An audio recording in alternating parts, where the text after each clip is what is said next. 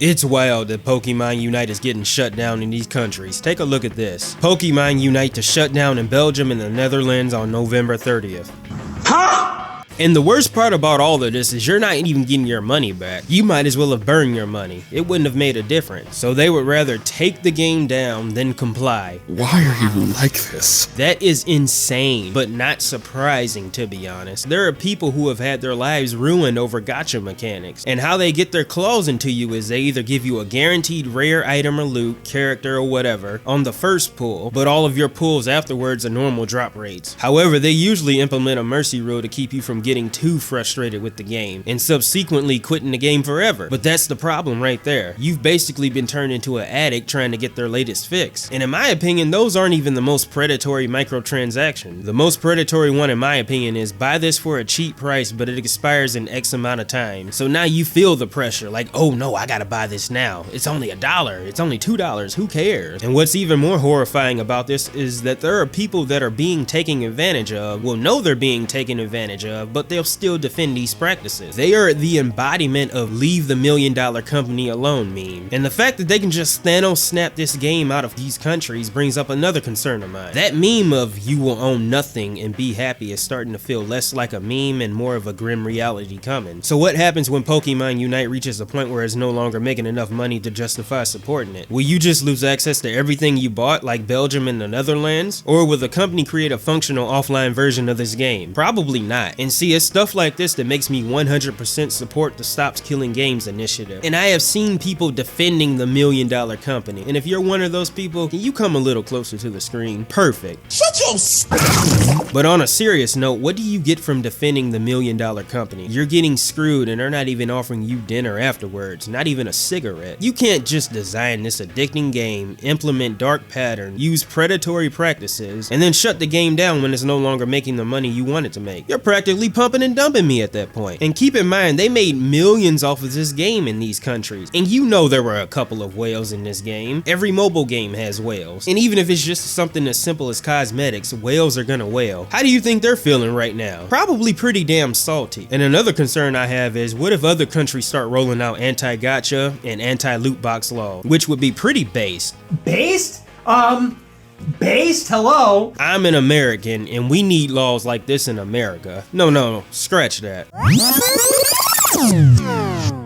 I'm an American and we need anti-loot box laws like this worldwide. I'm not too sure if they would shut the game down at that point, because that's a lot of money they would be leaving on the table. Because the name Pokemon alone prints millions. It doesn't matter what the product is. Pokemon Oreo cookies prints millions. In fact, people were hunting down the different designs on the cookies like they were shiny Pokemon. Look at this title. That's wild. Y'all are out here collecting cookies like they're Pokemon cards. Speaking of Pokemon cards, they also print millions, which this one makes a little more sense, as there are a huge chunk of people out there who view Pokemon cards as a get-rich-quick scheme, which is why our scalping problem is so out of hand. Earlier this year, people wasted so much food buying Happy Meals from McDonald's just to get a special promo card, so they can go on eBay and resell the cards for a marked up price. Look at this image. Not a single child in this photo. These look like grown men children. Well, that person might be a child. So one person out of this crowd might be a child. However, guess how much they're charging on eBay for these cards right now? $34 for an ungraded card.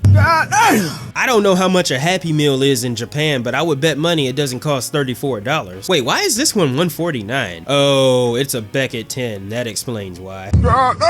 But the second part of this image pisses me off more. Like, y'all couldn't even have bothered to donate all this food you bought? That is so wasteful. Another example is Pokemon Legends ZA. How many physical copies did it sell in the first week? Oh, that's right, 5.8 million physical copies. I think Pokemon could come out with an announcement called Pokemon Dildos and people would line up to buy it. My point to all of this is, no matter what Pokemon does, it will print millions, because Pokemon in its current state is basically a real-life infinite money glitch. And the article did point out that they have likely chosen to shut down its servers because its microtransactions are central to its sustainability. And my thing is this: if your game needs predatory practices to stay afloat, then it's a game that never should have existed in the first place. You design your game from the ground up to play on my psychology and trigger FOMO in me to get me to to spend as much money in your game as possible. No, a game like that shouldn't exist. And people only defend this stuff because the game is fun at its core. But it's sad that Pokemon and Tencent chose the path of greed. But was there really no way they could have restructured the game to make it not have these predatory practices? And I know you probably thinking, well, why would they do that? Well, because it's Pokemon. And if they played nice with the laws and restructured the game, I believe they still would have printed millions. And see, this is why I don't support free-to-play mobile games. Imagine you spent 1,000 hours in this game and $1,000, but Pokemon decided to shut this game down. Poof, your investment is gone. And this is why I'm also huge on game preservation. If you can remove my access to your game at any time without offering an offline mode, despite me spending thousands of dollars in your game, then I have no choice but to come to the conclusion of what's the point of me doing this, because it makes all of my purchases feel meaningless. Remember Final Fantasy Brave Exvius? It's gone. The global version ended in 2024 and the service for the Japanese version just ended in October of this year. However, we do have an offline version called Brave Exvius Memorial, but it's Japanese only. I think future gacha games should be designed with systems in place that translate well into an offline mode, so that way any investments I make into the game don't feel like I'm wasting my money gambling. Plus, don't you just hate seeing a game that's great at its core just disappear forever? There are some games I will never get a chance to play that I was interested in. Take Nier Reincarnation. I never heard about this game until this year, but guess what? It went out of service on April 30th of 2024. Now, sometimes there are dedicated fans that create fan servers, meaning you can play these games after they're out of service. But that's not the issue. We know how petty Nintendo and the Pokemon Company are. How many Pokemon fan games have fallen victim to these companies? They have a history of tearing down fan games and fan projects. For example, they've gone after the Smash Melee community, and they shut down an online tournament last year. The reason? Slippy violated Nintendo's prohibition of modified software. What the fuck? But that's the problem. You can't play Melee online without Slippy, which is weird because Nintendo doesn't seem to care or talk about Melee anymore, yet they're obsessed with how other people enjoy the game. Their attitude is you will have fun the way we tell you to have fun, and if you go against that, there will be consequences. Another example of Nintendo's pettiness is they went after a supermarket in Costa Rica because it was called Super Mario. Now luckily Nintendo lost that lawsuit. They tried to ruin somebody's business because the store was called Super Mario. It is a literal meme that Nintendo will sue a child for being called Mario. Here's another example. The Power World lawsuit. Nintendo has been trying to go through the whole patent trolling bullshit approach to try and win this lawsuit. Luckily, this lawsuit seems to be tipping in Power World's favor, as Nintendo's questionable US patents are getting re-examined, and a lot of people think Nintendo may lose those patents as well. Those patents would set a dangerous precedent, and I hope Nintendo loses that lawsuit for the sake of gaming as a whole. My final example is they have a tendency to go after YouTubers who make contents on their games. Whether it be challenge runs or mods, official content, it doesn't matter. Nintendo has a tendency to just randomly go after people sometime, and they'll probably go after Harmon Smith, the most dedicated Nintendo fanboy on this platform. However, there are countless other examples of Nintendo's legal pettiness, but my point is, even if dedicated fans create their own servers, you know Nintendo being Nintendo might just seek to tear those down as well. Because Nintendo and the Pokemon Company just seem to have a weird control fetish where you have to do things the exact way they tell you to do, or else. And if they do go after those servers, you know the fanboys are gonna come out the woodworks to defend them like their life depends on it. If you're a person watching this and you're defending this decision, I genuinely want to know why. I want to figure out the puzzle in your brain. Hell, I might end up agreeing with you.